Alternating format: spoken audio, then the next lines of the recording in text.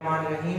अस्सलाम वालेकुम students, first year बच्चों, आपकी बायोलॉजी के चैप्टर नंबर 13 का लेक्चर नंबर 4 है बेटा, और आपका टॉपिक है रेस्पिरेशन इन मैन। शॉर्ट सा टॉपिक आज कर लेते हैं। The in man respiratory system includes lungs and air passage. ठीक है, इंसान के अंदर गैसों के तबादले के लिए रेस्पिरेटरी सिस्टम पाया जाता है। इंसान में गैसों के तबादले के लिए रेस्पिरेटरी सिस्टम पाया जाता है, और रेस्पिरेटरी सिस्टम दो चीजों पर मुश्तमिल है। एक लंग्स पर मुश्तमिल है बच्चों, और दूसरा एयर पैसेजेस पे मुश्तमिल है। एयर पैसेज वे भी बोल सकते हैं या सिंपल एयर पैसेजेस भी कहते हैं, which are responsible for carrying fresh air to the respiratory side. ठीक हो गया। तो इंसान के अंदर गैसों के तबादले के लिए रेस्पिरेटरी सिस्टम है। रेस्पिरेटरी सिस्टम के दो हिस्से होते हैं, एक लंग्स और एयर पैसेजवेज। लंग्स का मतलब फेफड़े, एयर पैसेजवेज मतलब एयर पैसेजेस का मतलब हवा के रास्ते। अब इन हवा के रास्तों की तारीफ है कि these are the part of the body. Air passages are the part of the body that are responsible for carrying fresh air to the respiratory site, और वहां से गैसों के तबादले के बाद हवा इन्हीं रास्तों से बाहर आ जाती है। तो मैं आपने 10th में भी देखी थी कि the parts of the body through which air outside air goes into the lung, and after gaseous exchange the air goes out of the body, so these parts are called air passageways। कुछ वो रास्ते जहाँ से चल के बाहर की हवा अंदर जाती है फेफड़ों में, और फेफड़ों में गैसों के तबादले वही हवा बाहर आती है, उन रास्तों को एयर पैसेजेस कहते हैं। यहाँ पे सिंपल लिखा गया है कि air passage are responsible for carrying fresh air to the respiratory site. और रेस्पिरेटरी साइट वो होती है जहाँ से क्या होता है, गैसों का तबादला होता है। उस साइट को रेस्पिरेटरी सरफेस या रेस्पिरेटरी साइट कहते हैं। एयर पैसेजवेज को पढ़ लेते हैं बच्चों। Air passageway consist of nostril. Air passageway किस पर मुश्तमिल होते हैं?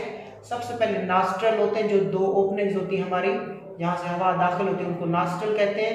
नॉस्ट्रल के बाद नाक के अंदर नेजल कैविटी होती है, उसके बाद फेरिंक्स होती है बच्चों, उसके बाद लेरिंक्स है, उसके बाद ट्रेकिया है, उसके बाद ब्रोंकाई है, फिर ब्रोंकियोल होते हैं, फिर अल्वुलर डक्ट होती है, और which ultimately lead into alveolar sac. और वो किस में खुलती है?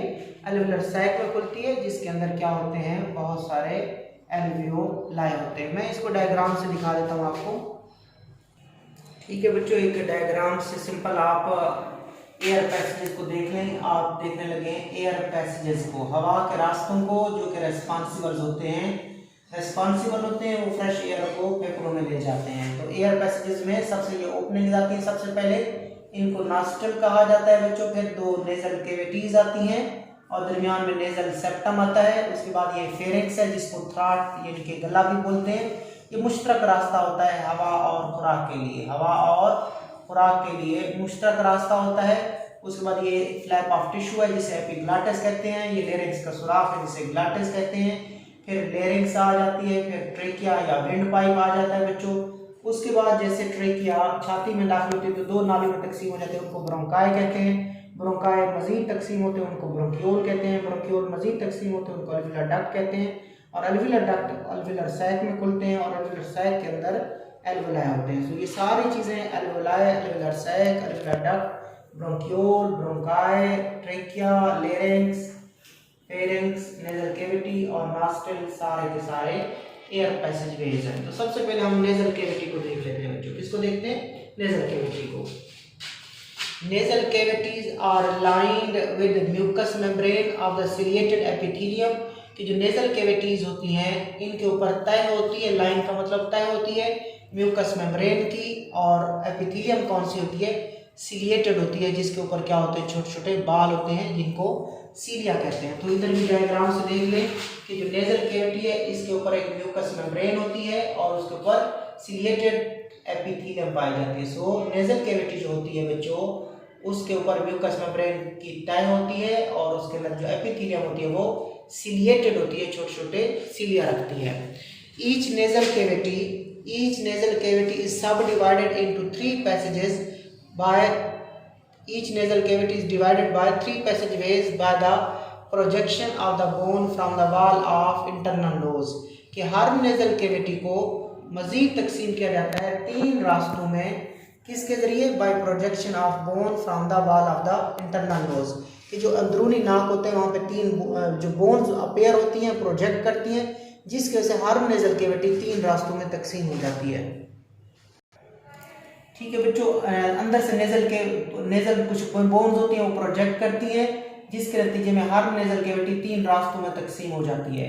लाइक अंदर से दो बोन बाहर की तरफ निकलती हैं, जिसके नतीजे में एक रास्ता यहाँ बन जाता है, दूसरा इधर बन जाता है और तीसरा इधर बन जाता है। सो क्या करते हैं आप, हर नेजल कैविटी जो है उसको मजीद कितने रास्तों में तकसीम किया जाता है, तीन रास्तों में तकसीम किया जाता है। किसकी वजह से, by the projection of the bone from the wall of the internal nose, जो अंदरूनी नाक होता है वहां से हड्डियां प्रोजेक्ट करती हैं, बाहर की तरफ आती हैं।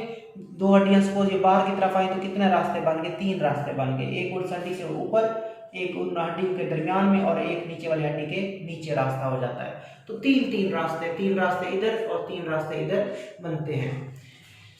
आगे बच्चों, air enter the nasal cavity through the nostril, जो हवा होती है वो नेजल कैविटी में दाखिल होती है, किसके जरिए, नॉस्ट्रल के जरिए। And larger dust particles are trapped by the hair and the mucus in the nostril, और चूंकि जो हमारा नाक है उसके अंदर जो नेजल कैविटी है वहाँ पे क्या मौजूद होते हैं, हेयर मौजूद होते हैं, और म्यूकस मेम्ब्रेन से जो रतूबत निकलती है उसको म्यूकस कहते हैं। वो हेयर और म्यूकस क्या करते हैं, जो बड़े बड़े डस्ट के पार्टिकल होते हैं उनको वो ट्रैप कर लेते हैं। तो इसको भी डायग्राम से देख लें बच्चों कि हवा जो होती है वो नॉस्ट्रल के जरिए नेजल कैविटी में दाखिल होती है।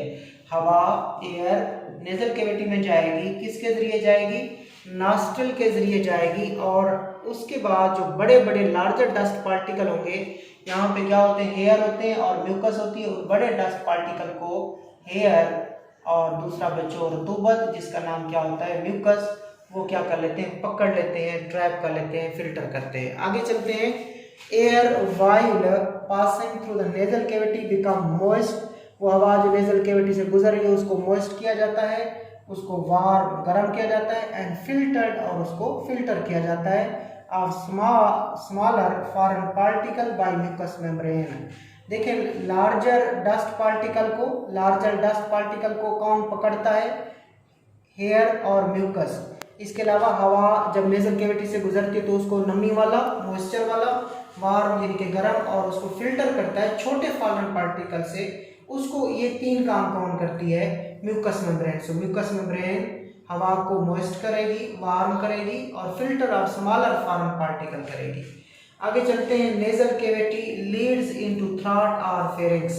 मैंने अभी आपको बताया था फेरिंक्स का दूसरा नाम थ्रॉट होता है, गला।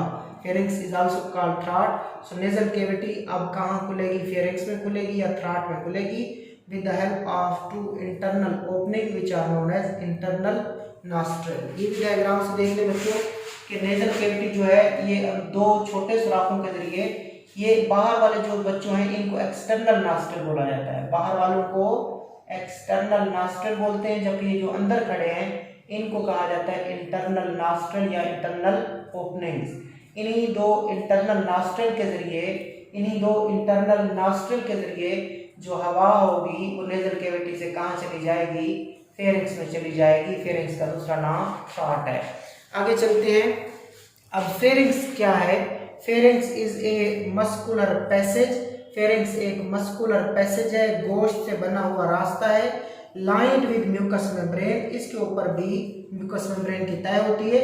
Air is channelized from pharynx into larynx, जो हवा होती है बच्चों वो फेरिंक्स से कहाँ चली जाती है, लेरिंक्स में जाती है। सीधा डायग्राम से देख लें कि हवा नेजल कैविटी से कहाँ चली जाती है, फेरिंक्स में चली जाती है। फेरिंक्स का दूसरा नाम थ्रॉट है और ये एक मस्कुलर पैसेज है, गोश्त से बना हुआ रास्ता है, कॉमन रास्ता है खुराक के लिए और बच्चों हवा के लिए। खुराक और हवा के लिए क्या है, कॉमन रास्ता है।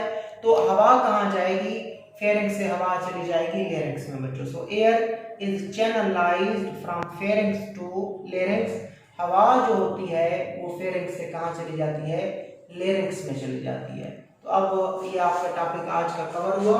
अल्लाह हाफिज़।